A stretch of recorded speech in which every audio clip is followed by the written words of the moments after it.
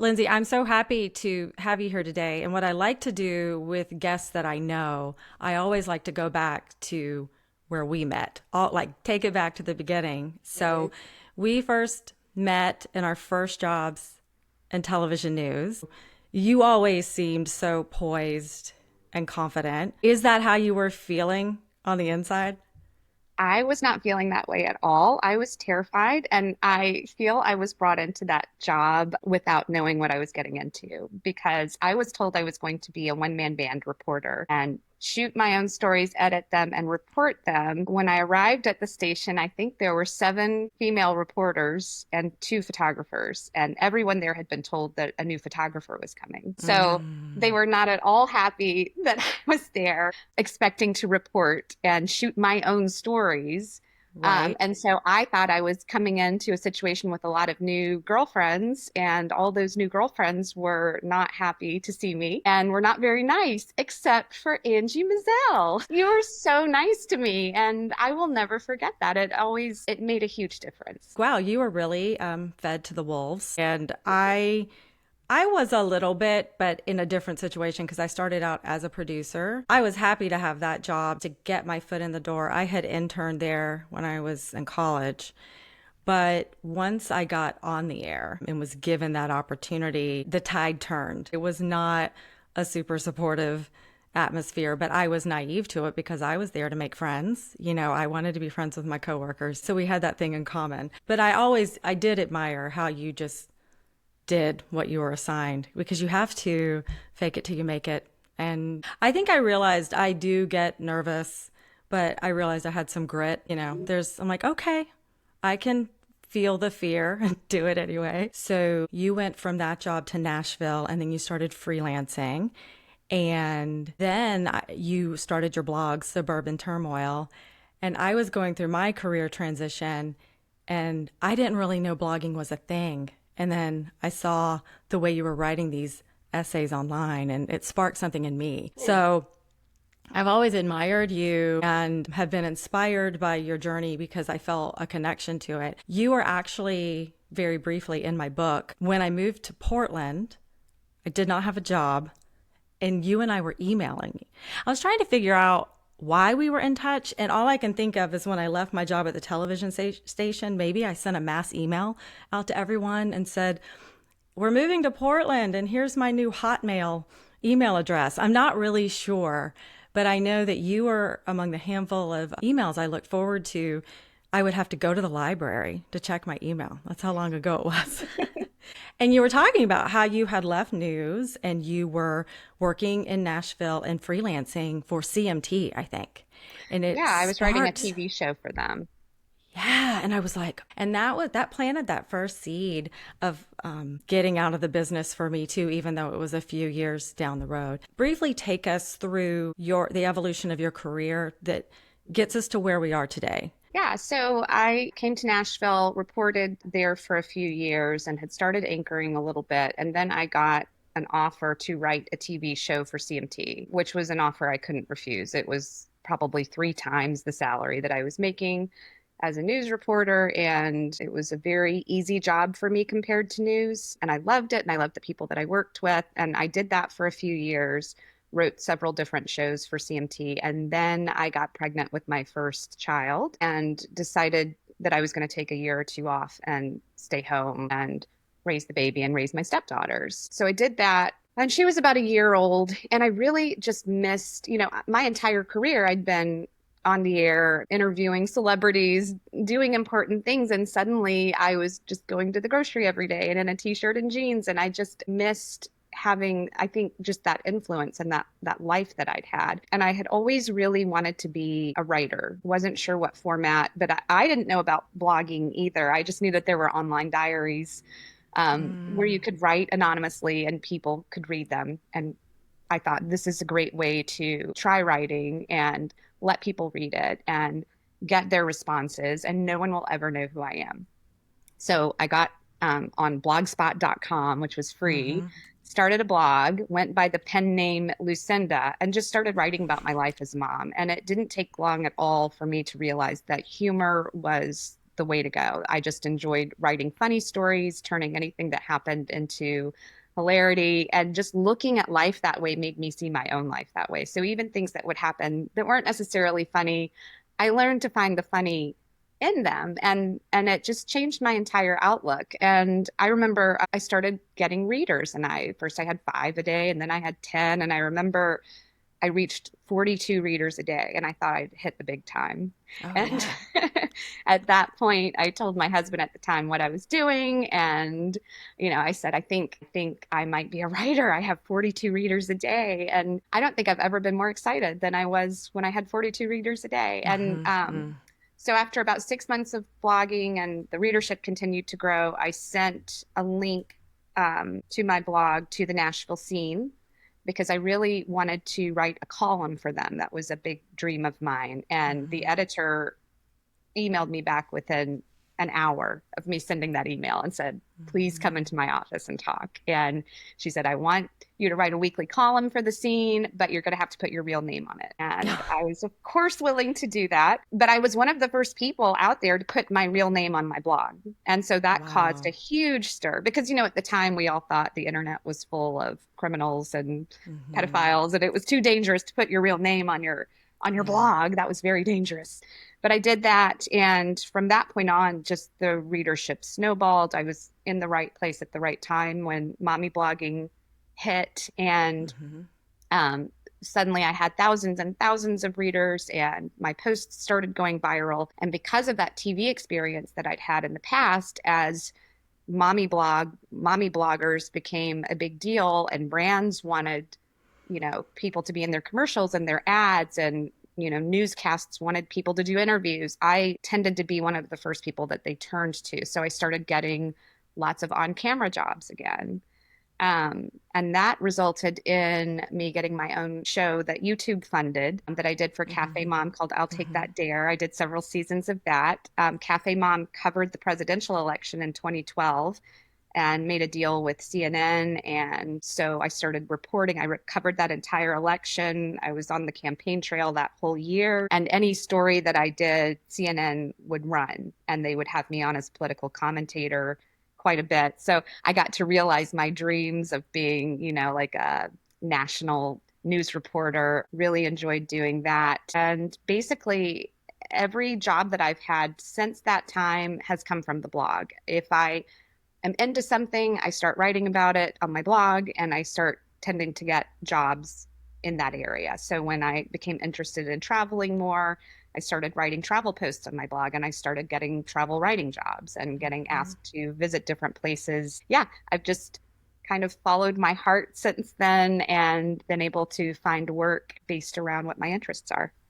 Yes. And so, as I said, I have followed you this whole time. You have been a source of laughter and inspiration. I've just always loved your style. So, I do think at some point I noticed that I had not really seen you. So I did check on your blog and I'm like, maybe she's just shifted direction or whatever. But I just noticed I hadn't really seen you. Not long after that, you did the post where you basically explained where you had been and what's been going on. So I want to talk about that. What you tell your readers is that you had met with William Paul Young, the author of The Shack. Mhm.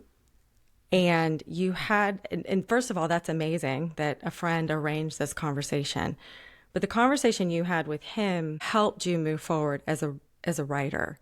And the thing that he said that I really resonate with is you are as sick as the secrets that you keep, and the unspoken is the unhealed. And I'm going to let you take it from there, but I remember reading that and probably like so many people feeling shocked and saddened.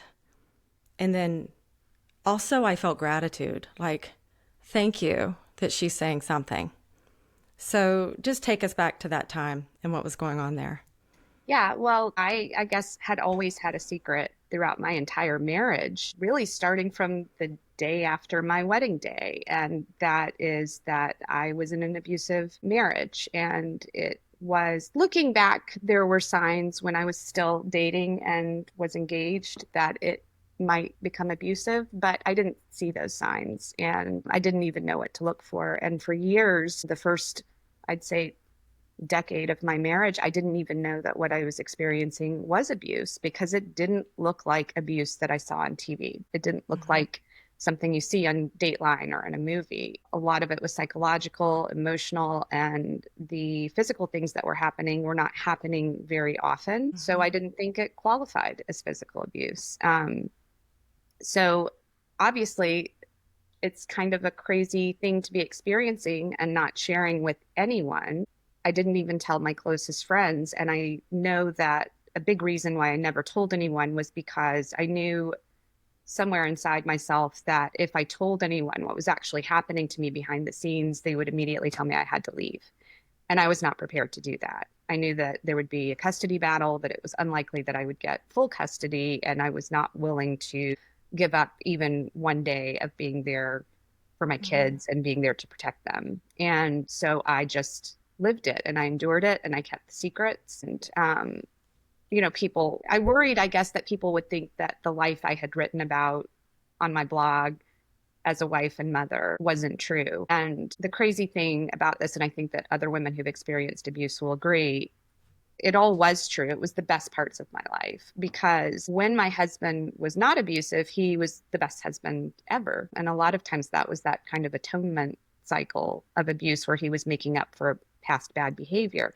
But he was involved, he was fun to be around, he was my best friend. He listened, he liked doing things with me, but then a switch would flip. And I always said it was like Dr. Jekyll and Mr. Hyde, where he was either just the most wonderful person on earth or he was a monster. And I couldn't anticipate what would cause that to happen or what I was doing to make that happen. So, as abuse usually goes, it slowly had gotten worse over the years. And I had come to the realization that it was never going to get better and nothing I was going to do was going to make it better. And COVID brought us together every day, all day. And it stayed that way after COVID. He was allowed to continue working from home after COVID. And that's when, for me, it just became unbearable because suddenly all of his focus was on me.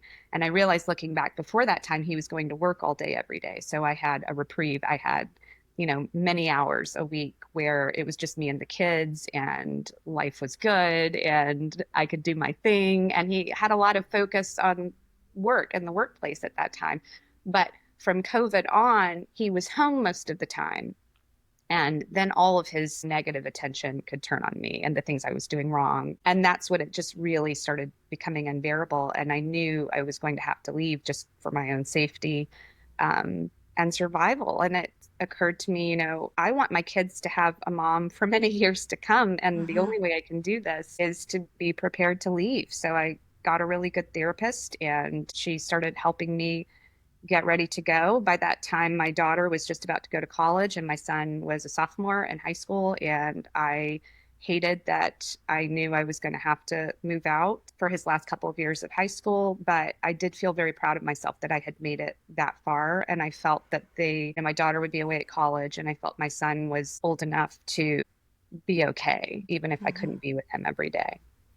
You wrote that you saw something, I don't know if it was a sticker or some sort of sign on the back of a bathroom door Mhm. that listed the signs of abuse. And that helped you put a name to it. And I was wondering, was that the moment that you realized within yourself, this is abuse? Because I imagine, like you said, it was very confusing. When it was good, it was good. And when it was bad, it's bad. So I was just wondering, what was that moment where you were like, oh, wait, this is real. This isn't in my mind. I'm not exaggerating. So was that the moment? Yeah, I think so. And it's interesting because I'm writing about this week, actually, the role that religion played in my marriage. We had been to couples counseling, done all the things, but they were always Christian counselors. And I feel that the church is very reluctant to refer to abuse as abuse. I even remember we had a very good couples counselor in the beginning, and even he said abuse is a strong word.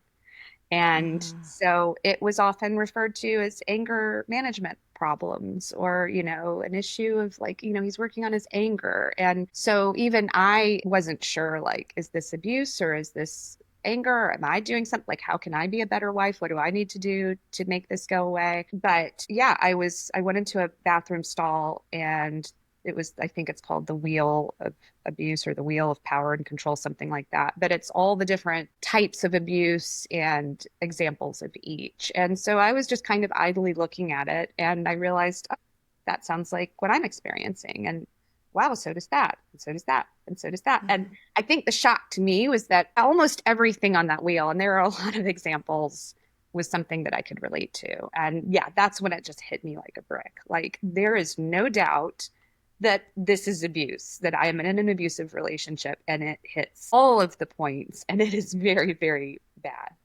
And so you're going through this process of realizing this and finally confiding in people and finding a therapist that you trust, that you start readying yourself to leave, but you still are not in any place internally to write about this or share this story. So you finally are divorced, you're working on your healing, and you finally realize, and I want to bring it back to the conversation you had with the author of The Shack, that you needed to start telling the story for your own healing, but also recognizing you weren't going to be able to write again, like write anything else. And that obviously not everyone can identify with being a writer, but there's something very powerful about recognizing that I have to start telling the story in order to be free. That had to be scary though.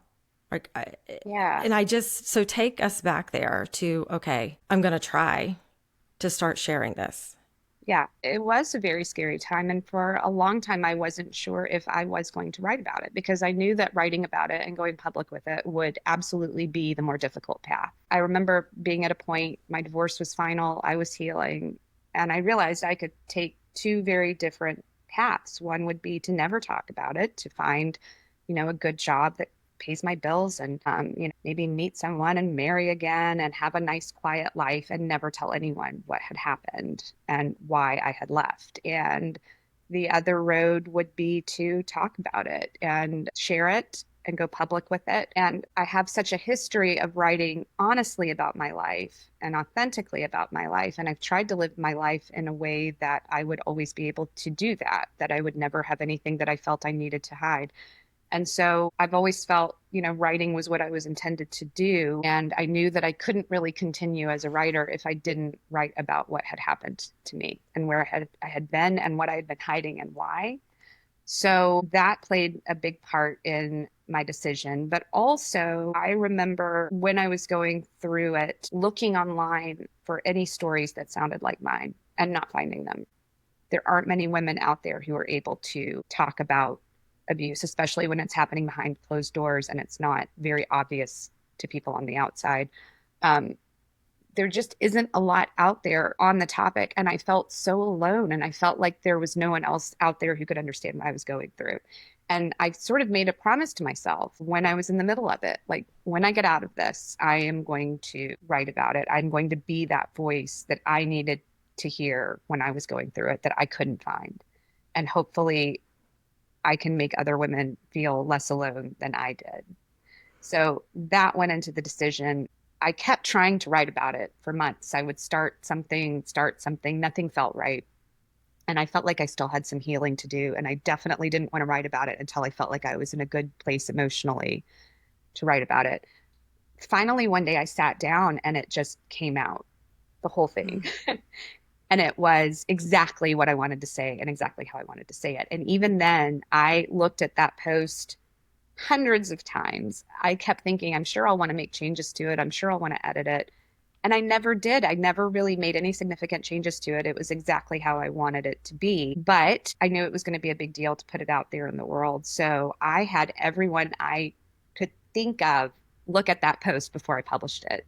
And I said, tell me every reason you can think of why I shouldn't publish this, why I shouldn't put it out there. I looked for the most critical people I knew, the people that I thought would be the most likely to say, don't publish this, all my friends, just anybody that I thought would be a good critical eye and would have different perspectives on whether or not I should publish it and why. And literally every single person said, do it.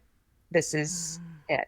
You've got to publish this. Even the people I thought would say, don't publish this, read it, said, you absolutely have to publish this. And so that's when I knew that this was what needed to be out there. And so when you published that post, you also declared that that was the end of your former blog.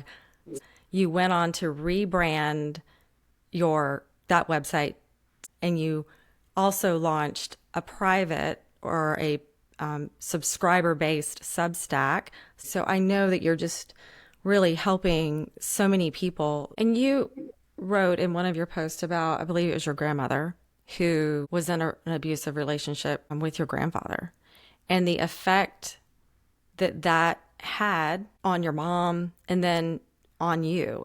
What do you think that is when something like that's going on in a family and no one is addressing it? And then the impact on generations because of that pattern of not dealing with it.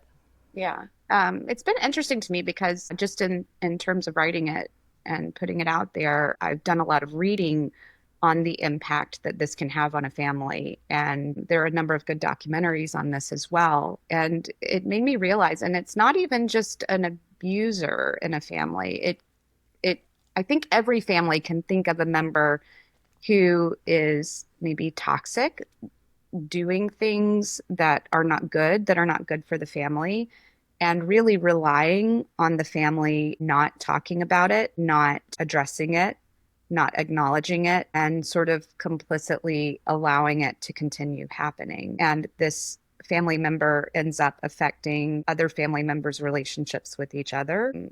I think that family member relies on the family's silence to keep doing what he's or she is doing. And it takes a family member finally speaking out about it and saying, this isn't right, and this isn't good for this family, and this can't continue, for that to ultimately end. But that family member has to be prepared for a lot of pushback from the family itself, because many family members still are going to be, hesitant to address it and angry that it is coming up. But yeah, I think it's so important to break that like generational cycle of abuse in this case. And speaking out about it within the family is the only way to do it, because then it has to be addressed. And family members are kind of forced to start talking about how it's affected them and how it's affected their relationships with each other. Something you've been very open about also is the healing process that you've had to go through, and how you're still dealing, even though you're doing really well and loving your life right now, there's still the after effects of having been through that traumatic experience and for so long. The thing that I see you do that is so helpful is that you were working on your healing, and how good that is going to ultimately be for your kids. Yeah, and it's been interesting because lots of women have come to me since I've started writing the newsletter about my abusive relationship. And I make time to have coffee if they're here in town. A lot of times people I've known from my past have confided in me that they are experiencing the exact same thing. And I had no idea. And they would never have told me if I hadn't written this newsletter. But yeah, the kids come up a lot in all of these relationships, because your inclination is to not share this kind of thing with your kids and not talk to them about it and try to shield them from it. And I definitely did that as they were growing up. And I feel like they, for many years, just knew a shell of me. What they saw was me trying to pretend that everything was okay and that I was fine. And I feel like things with us are now better than ever, because they're able to see me as I really am, still healing, but very much healed from that time. So I feel that it's so important to very sensitively, delicately have those conversations with your children. I absolutely recommend doing that with the help of a therapist, because a therapist can help you determine what's appropriate and what isn't. But just letting them know that you're there for them and you're a sounding board for them, and that they can talk to you about anything. One really important conversation that I've had with my kids several times is that it's okay to be upset sometimes. Sometimes one of us will get upset and we'll have a difficult conversation. And the way we are as a society, that's considered a bad thing if we have an upsetting conversation. But I told them it's not a bad thing to have upsetting conversations, because what happened is upsetting. It's normal to Mm. be upset sometimes. It's normal to cry. It's normal to be angry. And this is a safe place to do that. When you are with me, it is safe to feel your feelings, and you're not going to damage our relationship by expressing your feelings or by feeling a certain way, even if it's negative. I said the important thing is that we are together no matter what, and that anything you have to say or feel is okay here. And I feel like that helps our relationship so much to just drop any facade of pretending and feel comfortable with each other, feeling our feelings and talking about them. What would be the first step for anyone listening who is either just waking up to the reality that they're in an abusive relationship or they know it, but they are like, oh, wait, I have to do something now?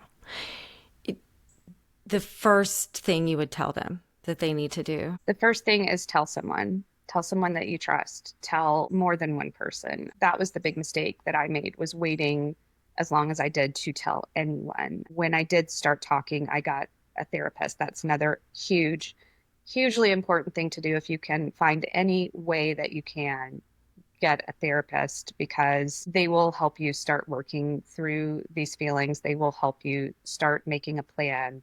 You might get a therapist and not connect with them. I think it's also important to know that you might have to choose, you might have to sample a few therapists before you find the right one. But yeah, when I started telling people, I told my parents first, I told a few close friends, and that really started making a difference. And at that point, I realized that there were so many people out there who actually had resources for me and who wanted to help me, and who in some cases had had similar experiences and I had no idea. And it was through talking about it that I realized that I wasn't alone. And I feel so sad for that me that thought I had to shoulder all of this all by myself with no help. Because, yeah, as soon as I started telling people, I realized I was far from alone. And so that was a really big deal. I also think there was a point when I realized I couldn't save my marriage, but I thought, I've been putting all this energy into working on my marriage and working on fixing my marriage. I'm going to put that energy as I prepare to leave into working on myself. And that was one of the best things that I could have done, because I really started trying to heal while I was still in the marriage. I started reading every self-help and inspirational book I could find. I started really working on my anxiety, doing meditation, doing yoga, walking. I started, worked on my diet. I worked on my exercise, so that by the time I left, I was actually in a pretty good place emotionally compared to where I had been a year ago, because I was doing the work on myself. And then the Mhm. final thing that I think really made a difference is I had heard from lots of women who'd gotten divorces that they couldn't believe the friends that they didn't hear from when they separated. Mhm.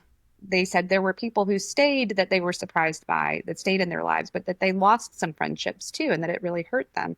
And so I decided, this is going to be a really awkward separation, and trying to explain to people what happened. And so I started making new friends. I started doing new things and new activities and making new friends who didn't know me as part of a couple, who were just meeting me. And so when I left, that was true. A lot of people found the separation awkward, didn't know, what does this mean? And I didn't hear from a lot of people, but it didn't matter, because I had all these new friends who were there for me, and who, knew I had just left my husband and were very supportive. And it didn't feel awkward to them at all, because, they were my new friends. And that really, really helped me emotionally in those early days. I love that you are documenting this new season of life on your newly branded blog, something totally different.